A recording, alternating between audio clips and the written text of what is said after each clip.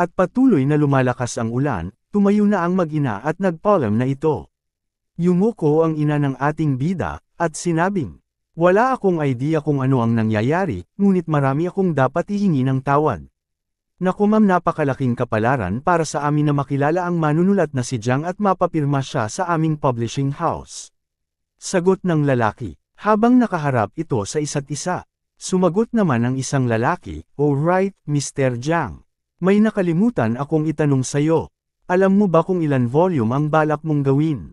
Sa pagkakatiyak ko sa iyong nilalaman, maaaring ito pumasok sa 10 volume.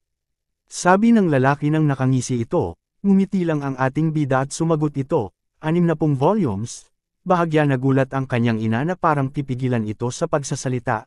Laking gulat naman ng dalawang lalaki na hindi makapaniwala ito, sa sinabi ng ating bida 60 volumes. Nakakanganga, sabi ng dalawang lalaki. Ano ba dapat kong gawin? Meron akong 59 na volume sa loob ng aking ulo. At magiging bastos sa mga mambabasa kung meron lamang ito 20 volume habang nangingibabaw ito sa isang buong panahon, at muling ngumiti ang ating bida. Hindi mo ba naisip, masyadong mahalaga ang 60 volume? Huwag mag-alala tungkol sa manuscript ray, magkakaroon ng hanggang 60 volume. Tignan na lang natin ang progreso at muling isaalang-alang. Pag-usapan natin ito sa susunod. And I'm sure, maguguluhan ka after a pure day, sasabihin 100 volumes okay na, at nagmatapos na sila mag-usap-usap ay patuloy pa rin ang buhos ng ulan. Marami tayong gagawin ngayon, sabi ng ating bida, sa kanyang ina. Habang nanglalakad sila sa sidewalk ay nagtanong ang kanyang ina, saan tayo pupunta ngayon, Taesan? Sumagot lang ang ating bida, nang nakangiti. Kailangan pa natin dumaan sa bangko. Bakit naman, may importante ka bang gagawin dyan? Sagot ng ina ng ating bida. Opo, ma'am, at ito ay isang napakahalagang bagay. At sumeryoso tumingin ang ating bida. Anak ko, bakit hindi mo nalang sabihin kay nanay kung ano ang mga nandyan sa isip mo? Ikaw ay isang manunulat. And also, what's with 20 million won? Magsimula na akong magtrabaho bukas ng hapon. Kaya kailangan kong tapusin ang pagbubukas ng isang stock account sa loob ng isang araw. Sabi ng ating bida. Sumagot ang ina ng ating bida, na para ba ito ay kinakabahan. Taesan, hindi mo ba naisip na dapat nating ipag-usapan ito ng iyong ama? At ang katotohanan, ako ay menor de edad pa rin ay nang pahintulot ng isang magulang. Sa 20 million won na ito, malilinas ko na ang mga utang at interes ng tatay ko sa bangko. Pero hindi ko pa kayang isakripisyo ito pera para dyan. Sabi ng ating bida. At tumingin ang ating bida sa kanya ina at sinabi, Mom, sabi mo may tiwala ka sa akin, di ba? Hindi, ibig kong sabihin, ginagawa ko, ngunit. Ngumiti lang ang ating bida, at muli nagsalita ito, then bigyan niyo ako ng ilang buwan at sasabihin ko kay dad ang lahat. Dahil ang pera na ito ang unang hakbang, para inahing manok na magdadala sa ating pamilya sa kayamanan. Sabi ng ating bida, at sumeryoso ito tumingin sa ating bida, at maya-maya ay ngumiti ito at sinabi, sige, anak. Pagtitiwalaan ka ni nanay, at tumangala ang ating bida at sinabi, tumigil na ang ulan, at muli sumagot ang ating bida. Ngayon, ililibre ka ng anak mo sa Jahangmyeon para sa tanghali ngayon. At tang suyok din, dami mo namang pera. Ayos, sabi ng ating bida, habang naglalakad na sila pauwi. Lumipas ang mga oras at sumapit ang katahimikan ng gabi. At muli sumapit ang madaling araw, makikita ang ating bida sa tuktok ng bundok sa mapunong lugar ay nakaupo uli ang ating bida ng cross-legged, na parang nag-yoga ito. Nakapikit ito at biglang damilat. Nakikita ko na ngayon. Nakikita ko ang bawat detalye. Sabi ng ating bida habang nakatayo ito. Tapos na ako sa paghahanda ko. Oras na ngayon para sa digmaan. Nang makauwi ito, muli binuksan ang computer. Ngayon sila at ako ang nagdisenyo. At ito na ang kanilang pagkakataon na sipsipin ko ang kanilang dugo. Matagal na rin. Medyo marami na silang buy and sell na maganda, ito ay isang go-stop game, di ba? Mamamatay kayo lahat ngayon. Ho ho. At patuloy nag-search ito sa computer. Kailangan ko pumasok at nag-click ito sa mouse. Nagsimula ang presyo ng unit sa isang bear market sa 2,250 won, at ang maliliit na stock na may market value na 50 billion won. At ito ay lilito sa lalong madaling panahon. Ngayon ay gawin natin. Muli ay nag-press ito sa keyboard. Bilang dating stockbroker mabilis ang mga kamay ko. Ang average na unit price ay 2,500 won habang eksaktong 20,000 shares ang binili. Natakot sila. Ingatan nating lahat bawat isa at sa lahat. Ho. Samantala sa opisina ng stocks market, kasalukuyan nagkakagulo team leader ang mga pondo ay nawala sa magkano. Mga 20,000 stocks. Sa tingin ko may nakapansin dito at pinunit ito. Sabi ng lalaki. At abala naman ang mga tauhan nito at pilit hinahagilap kung nasaan ang pondo, nagtanong ang isang lalaki, anong gagawin nating? Pinagpawisan ito. Ano ang dapat nating gawin malapit na ang announcement? Kailangan nating ipaalam ito kahit papaano. Galit na pinagpawisan din ng lalaking team leader.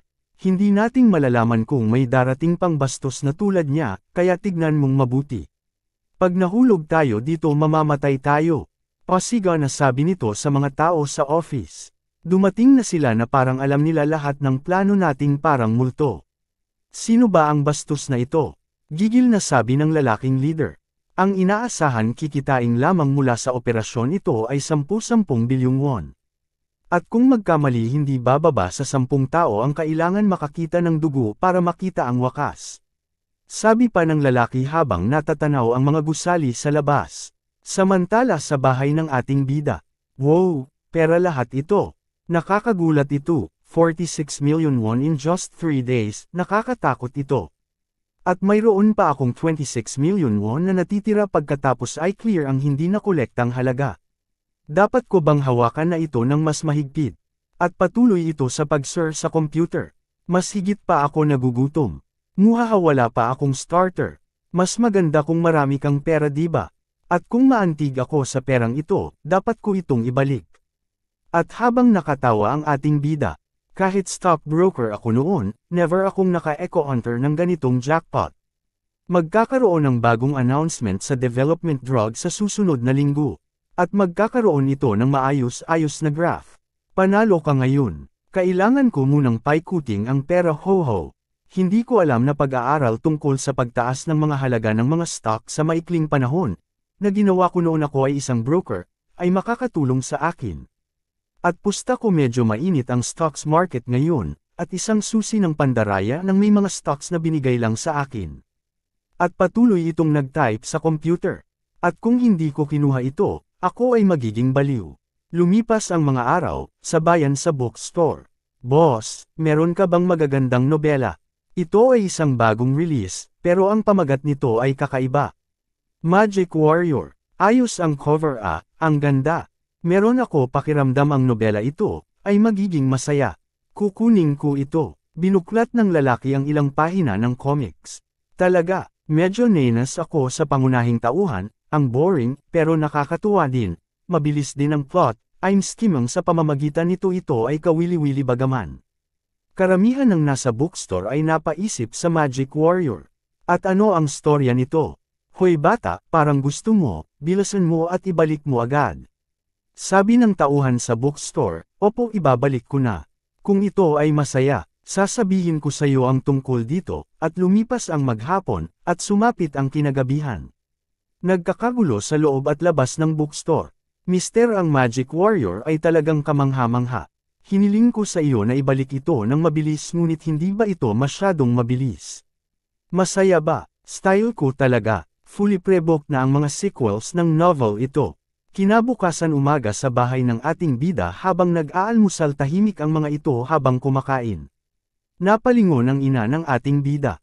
Honey, may nangyari bang masama? Hindi ito sumagot tahimik ito kumuha ng pagkain, napansin naman ito ng ating bida, at napaisip ito. Maya-maya sumagot ang ama ng ating bida, wala ito, huwag kayo mag-alala, kain na lang tayo. Dad ano po ba nangyari? Mukha kayo may sakit, hindi po ba kayo dapat pumunta ng hospital? Sabi ng isang kapatid ng ating bida. Dad, sabi ng kapatid ng ating bida.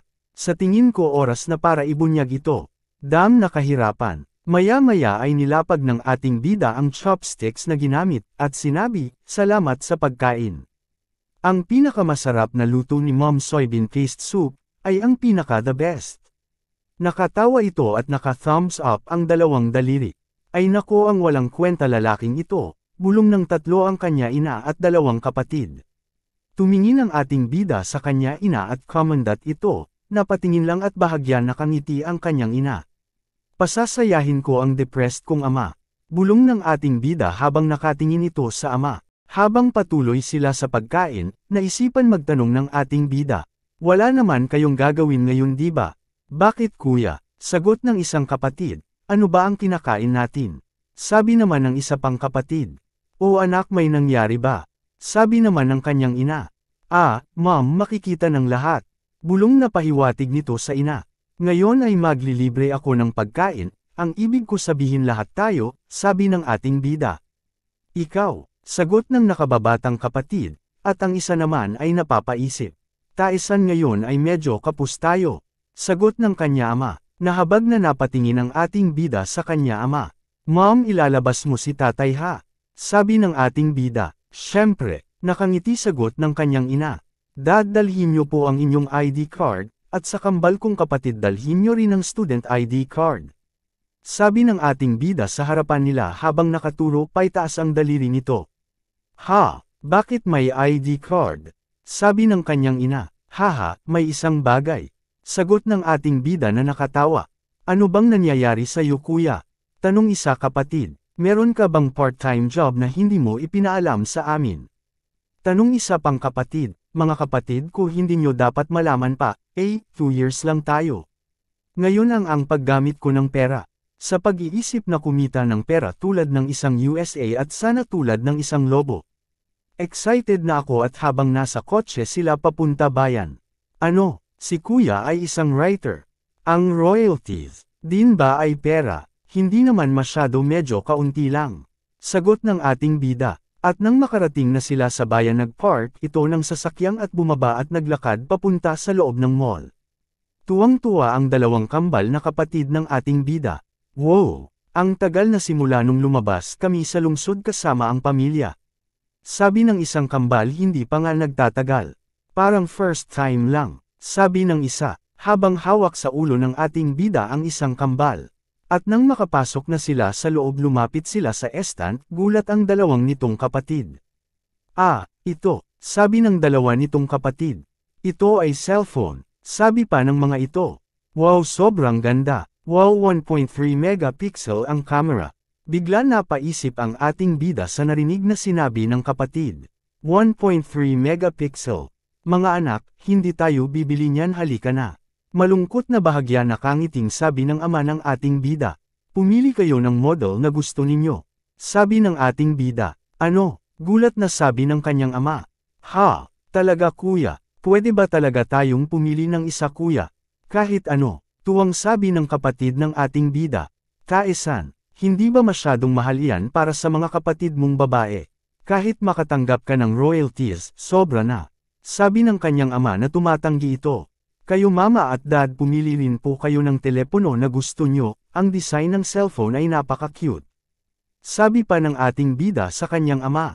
Okay, salamat sa aking anak at magkakaroon na rin ako ng cellphone. Tuwang sabi ng kanyang ina. Dear, sabi ng kanyang ama habang nakalingon sa kanyang ina, na parang pinipigilang ito. Lumapit ang kanya ina sa stand. Anak, gusto ko ito Siemens series. Honey, pipili na rin ako ng kapareho ng isa para sa couple. Sabi ng kanya ina. Hindi naman mapakali ang kanya ama. Gusto ko nitong isa yun black, sabi ng ating bida. Ang ating kuya ang the best. Sabi ng isang kapatid. Okay lang kaya kay kuya ang mga binili niya sa ating. Babayaran ko lahat ng lump sum. Mangyaring gawin itong regular na plano. Menor de edad kami ng mga nakababatang kapatid ko, kaya buksan mo ito'y sa ilalim ng pangalang ng aking mga magulang. Hindi makakibo ang ama ng ating bida, napapaisip ito. Iniabot ng ating bida ang ATM card nito. Ang total niyan ay 2.17 million won, nagulat na napanganga ang kanyang magulang at kapatid.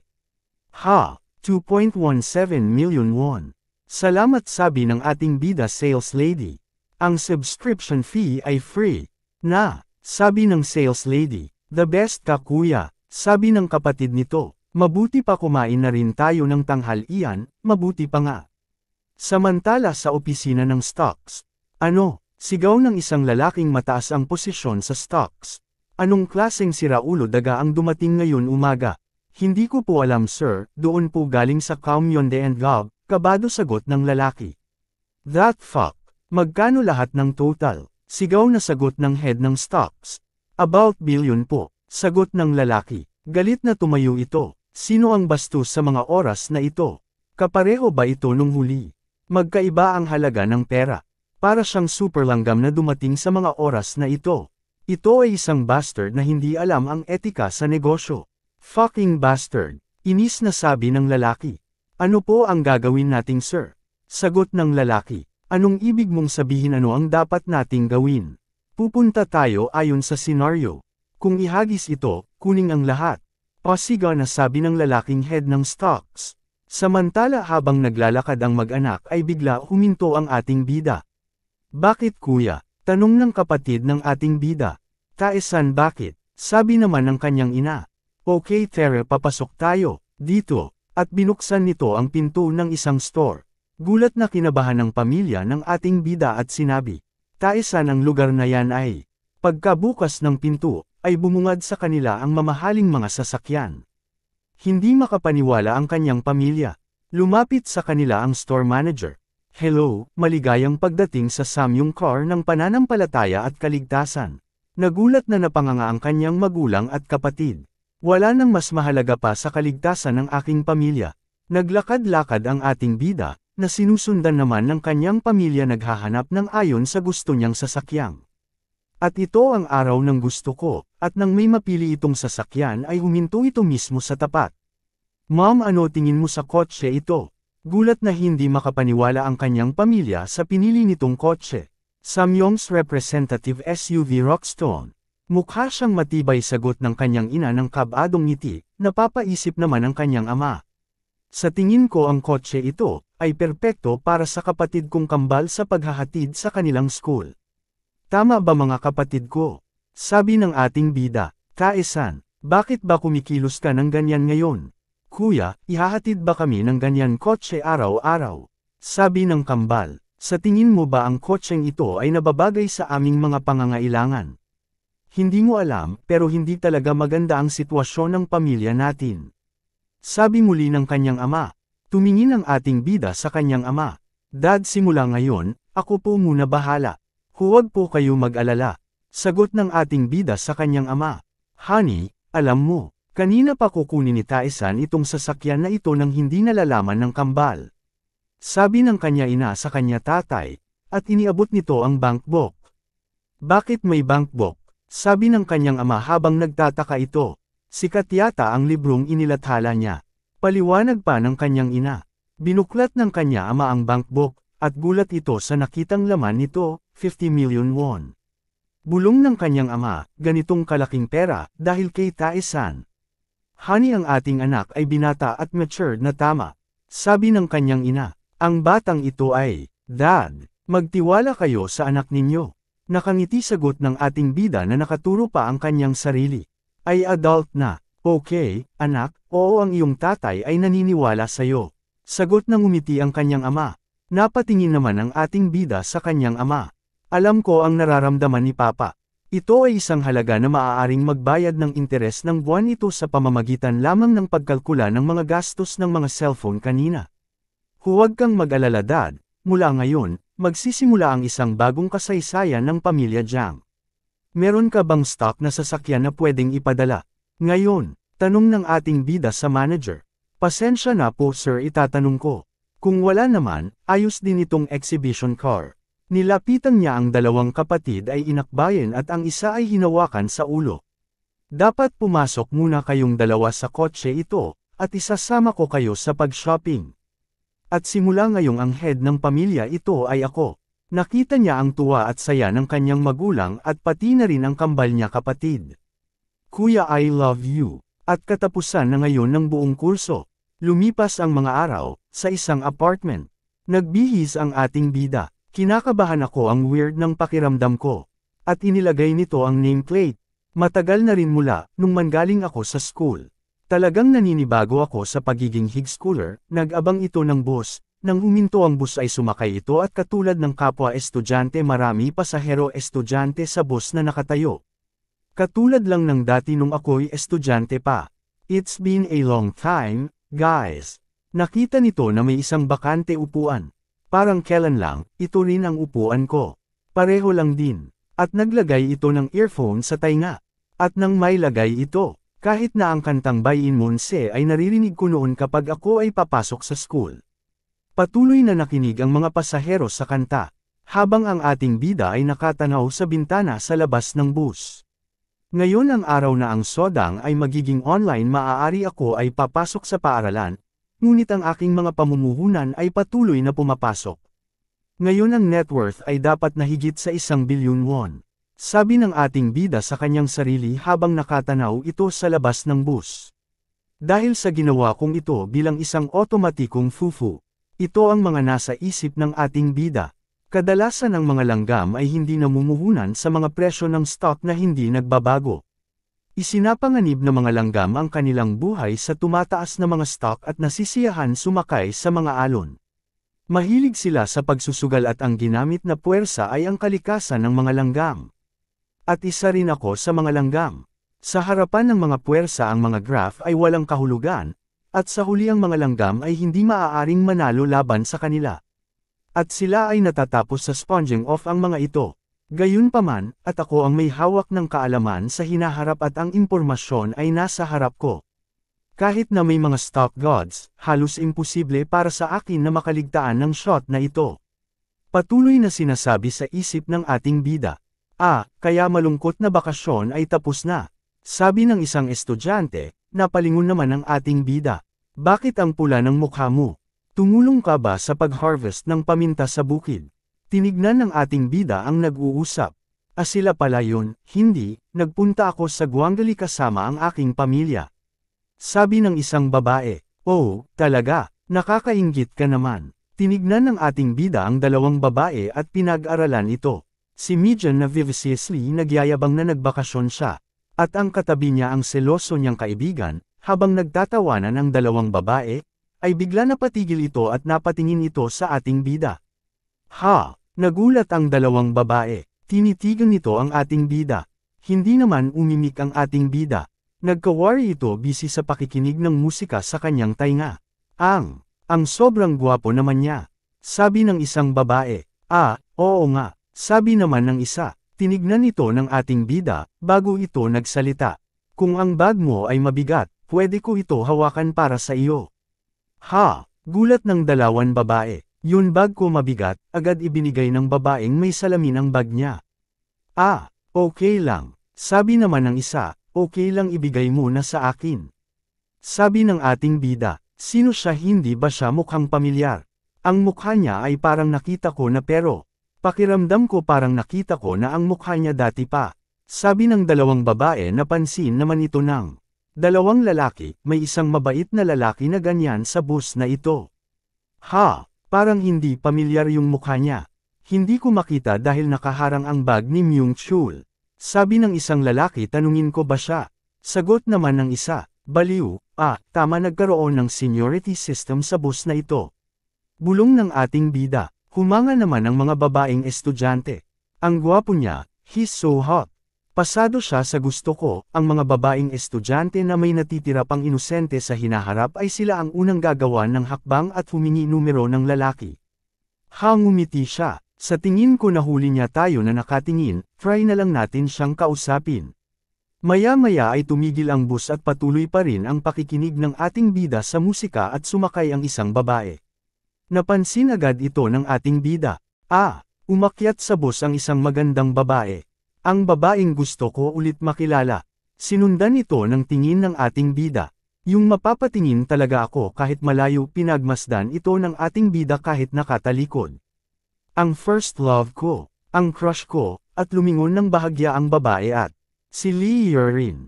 Hello guys, kung nagustuhan nyo ang video ito huwag nyo po kalimutan mag-subscribe, pindutin nyo na rin ang notification bell, para lagi kayo update pag may bago akong upload, like and share nyo na din, maraming salamat po.